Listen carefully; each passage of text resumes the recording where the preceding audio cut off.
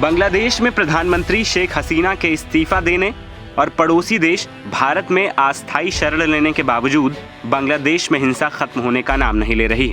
भारत बांग्लादेश के बॉर्डर पर स्थित मेहरपुर में इस्कॉन मंदिर पर हमला किया गया और भगवत गीता तक को जला दिया गया। भीड़ ने मंदिर में लूटपाट और आगजनी भी की। बांग्लादेश के कई हिस्सों में अल्पसंख्यक हिंदुओं पर हमले की खबरें हैं। ये भी कहा जा रहा है कि हिंदू महिलाओं के साथ दुष्कर्म किया जा रहा है। इन सब के बाद सपा मुखिया अखिलेश यादव ने सोशल मीडिया पर पोस्ट कर बांग्लादेश में हो रही हिंसा का विरोध जताया है। अखिलेश ने अपने सोशल मीडिया प्लेटफॉर्म एक्स पर लिखा, कोई भी समुदाय, चाहे वो बांग्लादेश का अलग नजरिया रखने वाला बहुसंख्यक हो या हिंदू, सिख, बौद्ध या कोई अन्य धर्म पंथ मान्यता मानने वाला अल्पसंख्यक, कोई भी हिंसा का शिकार नहीं होना चाहिए। भारत सरकार द्वारा इस मामले को अंतर्राष्ट्रीय स्तर पर मानवाधिकार की रक्षा के रूप में सख्ती से उठाया जाना चाहिए। ये हमारी प्रतिरक्षा और आंतरिक सुरक्षा का भी अति संवेदनशील विषय है। इससे पहले भी अखिलेश यादव ने एक पोस्ट किया था।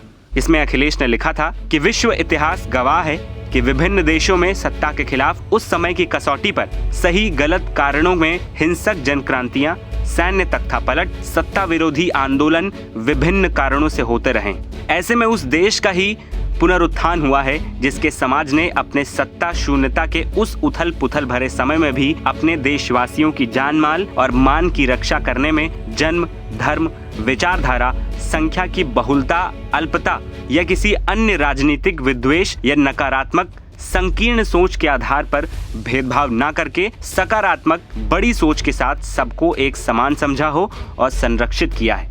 अखिलेश ने आगे लिखा, देश और देशवासियों की रक्षा करना हर देश का कर्तव्य होता है। सकारात्मक मानवीय सोच के आधार पर एक व्यक्ति के रूप में हर निवासी पड़ोसी की रक्षा करना भी हर सभ्य समाज का मानवीय दायित्व होता है, फिर वो चाहे किसी काल, स्थान, परिस्थिति में कहीं पर भी हो। विशेष रूप से रेखांकित करने वाली बात, इतिहास ये भी सिखाता है कि किसी और देश के राजनीतिक हालातों का इस्तेमाल जो सत्ता में अपने देश के अंदर अपनी सियासी मंसूबों को पूरा करने के लिए करती है, वो देश को आंतरिक और बाहर दोनों स्तर पर कमजोर करती है। अखिलेश ने अपने पोस्ट में सरकार की विदेश नीति पर भी सवाल खड़े किए। अखिलेश ने लिखा, जो सरकार ऐसे में मूक दर्शक बनी रहेगी वो ये मानकर चले कि ये उसकी विदेश नीति की नाकामी है। उसके सभी दिशाओं के निकट देशों में परिस्थितियां ना तो सामान्य हैं और ना ही उसके अनुकूल। इसका मतलब ये है कि भू राजनीतिक नजरिए से उसकी विदेश नीति में कहीं कोई भारी चूक हुई। सांस्कृतिक निकटता के सूत्र से एक बड़े भौगोलिक क्षेत्र को बांधकर आपसी समझबूझ और भाईचारे से ही विश्व के विभिन्न अशांत भूखंडों में अमन चैन लाया जा सकता है। आपको बता दें कि 5 अगस्त को बांग्लादेश में बदले हालात के बाद हिंदुओं पर हिंसक घटनाएं लगातार बढ़ रही हैं। लोगों को मारा जा रहा है, महिलाओं तक से बदसलूकी की जा रही है। ऐसे में विपक्ष के 2 बड़े नेता अखिलेश यादव